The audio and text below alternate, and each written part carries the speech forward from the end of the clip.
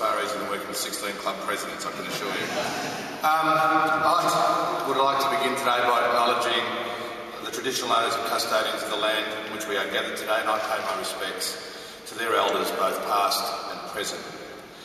Can I also thank the Minister of Immigration and Citizenship, Senator Chris Evans, and the Parliamentary Secretary for Multicultural Affairs and Settlement Services, Laurie Ferguson, for accepting the Council's invitation to attend today. I also want to welcome distinguished guests, fellow Council members, ladies and gentlemen, and in particular I want to mention someone who hasn't been here for 43 years, a fellow who is the father of one of our Council members, Samina. He is Malik Iqbal Khan. And Malik Iqbal Khan is a fascinating story. He was one of the people involved in the Colombo Plan, an amazing plan that brought people to Australia to educate them to go back to their countries and become our greatest ambassadors and connect and foster relationships with Asia. And it's great to see Malik Iqbal Khan here. Stand up, Malik, that's a great story.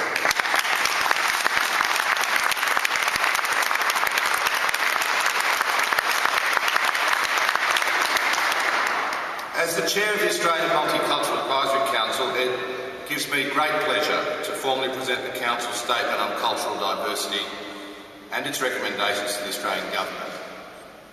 I think I speak for everyone involved with the Council when I say that we've all been on a very enriching journey over the past 18 months as we explored the future of multiculturalism in Australia.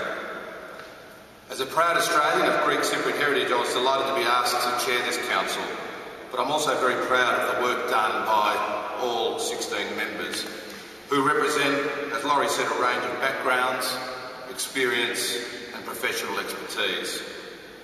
Today I want to thank them for their time, their wonderful input and their tremendous generosity of spirit. I still recall the first time we met. I remember going around the group and asking each person to tell their story. Their stories were as diverse as they were fascinating and inspiring. Indeed, I quickly realised that my own childhood growing up in Coburg as the son of migrants was a fairly sheltered one compared to many of those around the table. But it also reminded me that Australia is a land of great opportunity. It has provided a wonderful life for immigrants from all over the world, and in return they have enriched Australia with a cultural diversity and harmony that is the envy of many other countries. It's only fitting then that our advice is entitled The People of Australia and is presented as a statement and recommendations in two parts. The first part of The People of Australia provides a narrative on multicultural Australia and how it reflects our economic and social needs and everyday life in this country. It acknowledges the unique status of Indigenous Australians and reflects on the beginnings of European settlement and the waves of migration since the end of the Second World War. This underpins our view that migration and the diversity it brings has always been part of life in Australia and always will be. This statement highlights the strengths and benefits of immigration, not only in terms of Australia's skills and labour needs, but also in terms of strengthening communities with new energy, ingenuity and enterprise. It also emphasises the rights and responsibilities shared by all Australians, whether they are newly arrived or have been here for generations. We believe all Australians need to work together to eliminate discrimination, as it goes against the tradition of a fair go, a defining part of our society and something all Australians cherish. The second part of The People of Australia makes recommendations for government to consider. Some of the recommendations call for strengthening of a range of government services. The Council sees that these services are needed to enable newer arrivals to establish themselves and become self-reliant. In developing this advice, the Council held an extensive consultation process with state and territory governments, agencies, academics, community groups and focus groups. Our members also drew on their business and professional networks. We also commissioned some focus group testing of some of the concepts and language that we were considering.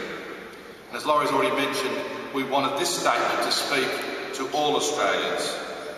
We wanted to get different perspectives on the benefits and challenges of cultural diversity and how it affects Australians daily lives. The Council is also mindful that there's been a lot of debate on government policies in this area over a long time. Many different views, but not always common ground. I believe the Council's contribution to this ongoing discussion can be summed up from our advice. And I quote from the statement: "Multicultural Australia is not a vision or an ambition, much less an ideology or creed. It describes us as we are, and as we are destined to be." And further on, the advice states, "The objective of a harmonious multicultural Australia must be pursued not just with idealism, but also with an acute and informed understanding of reality and a healthy dose of pragmatism." And the reality is that the benefits of cultural diversity are around us for all to see. It engages our senses and it expands our horizons. It's also good for the economy. Many immigrants have formed the engine room of small business in this country.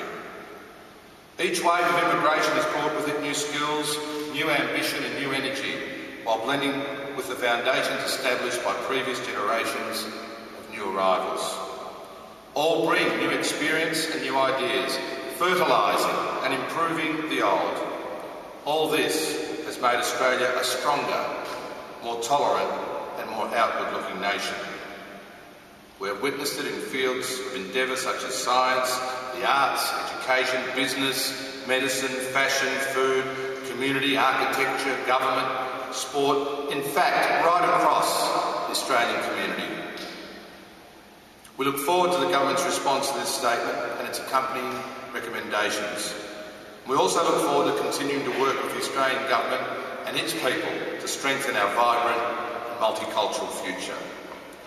Minister, on behalf of the Australian Multicultural Advisory Council, thank you for the opportunity to be involved in this important and exciting initiative. Please accept this advice of the people of Australia.